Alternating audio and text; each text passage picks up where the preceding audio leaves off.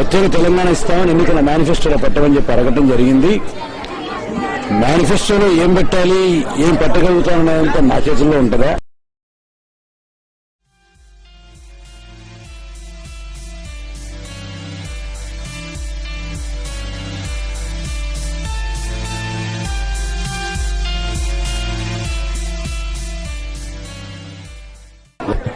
So the logical conclusion would be,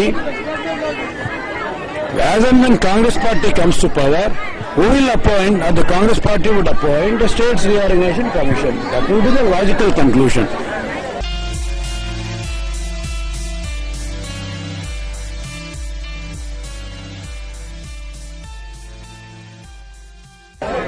Well, it's left for the High Command.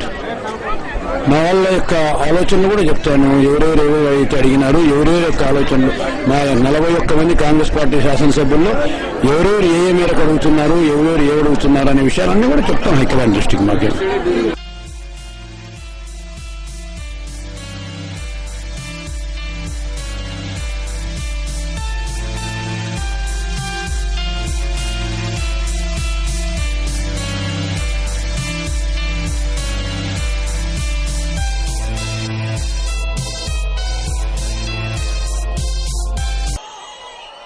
ఎంతేకాదు, మీరు ఒక్కరైనా హైదరాబాద్ లో వ్యాపారం చేయాలన్నా, ఓ ప్రైవేట్ కాలేజీ పెట్టుకోవాలన్నా, మరొకటి చేయాలన్నా, చంద్రశేఖరరావు, టీఆర్ఎస్ చంద్రశేఖరరావు చెప్తున్నాడు అవన్నీ మూసేపిస్తానంటున్నాడు. అంటే హైదరాబాద్ అసలు మన రాష్ట్రంలో భాగము కాకుండా పోతుంది. మనం హైదరాబాద్ లో విదేశీయులమైతే జాగ్రత్త అని మనం చేస్తున్నా.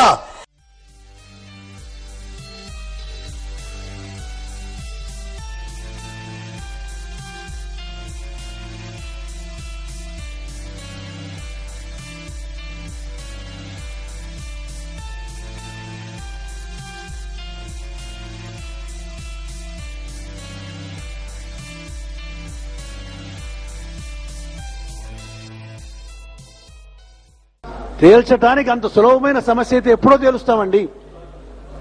కొంచెం జటిలమైన సమస్య, క్లిష్టమైన సమస్య, ఇవాళకి ఇవ్వాలే మేము ఎస్ ఆర్ నో అని చెప్పి చెప్పడానికి అవకాశం లేదు. కానీ ఇంత లోపల కాంగ్రెస్ అధిష్టాన వర్గం పొరపాటును కూడా ఊరికే లేదు అనే విషయాన్ని మనవి చేస్తున్నా. తెలంగాణ ఏర్పాటుకు అడ్డంకులున్నాయంటూ ముఖ్యమంత్రి పలు అంశాన్ని ప్రస్తావించారు. Second SRC, greater Hyderabad, greater Rayalaseema డిమాండ్లు తెరపైకి వస్తున్నాయన్నారు. ఇంకా ఛత్తీస్గఢ్, కాశ్మీర్ సమస్యల్ని ప్రత్యేక రాష్ట డిమాండ్తో ముడిపెట్టారు. పక్కనున్న ఛత్తీస్గఢ్ బాగా ఎక్కువగా ఈ తీవ్రవాదంతో సతమతమవుతోంది. అక్కడున్న ఉగ్రవాదులు ఏదో ఒక విధంగా ఇవాళ గడిచిన 3-4 సంవత్సరాలుగా ఆంధ్రప్రదేశ్లో పరిస్థితులు, ఉగ్రవాదులకు సంబంధించిన పరిస్థితులు చాలా మెరుగ్గా ఉన్నాయి.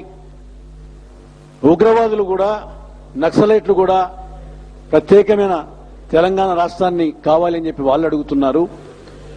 ఇటువంటి పరిస్థితుల్లో ప్రత్యేక రాష్ట్రం ఏర్పాటైతే ఈ ఉగ్రవాదుల సమస్య కూడా మరింత పెరగడానికి కూడా అవకాశం ఉంటుంది అని ఇంటెలిజెన్స్ నివేదికలు వస్తున్నాయి.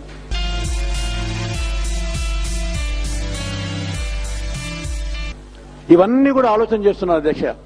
కాంగ్రెస్ పార్టీ అధిష్టాన వర్గం అన్ని రకాలుగానే ఆలోచన చేస్తున్నారు. ఉదాహరణకు పాకిస్తాన్కు మనకు సమస్యలున్నాయి.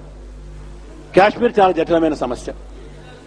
ఆ సమస్యనో లేకపోతే బార్డర్ సమస్యనో తీరాలంటే వెంటనే తీరదు. ఆ సమస్య ఉండగానే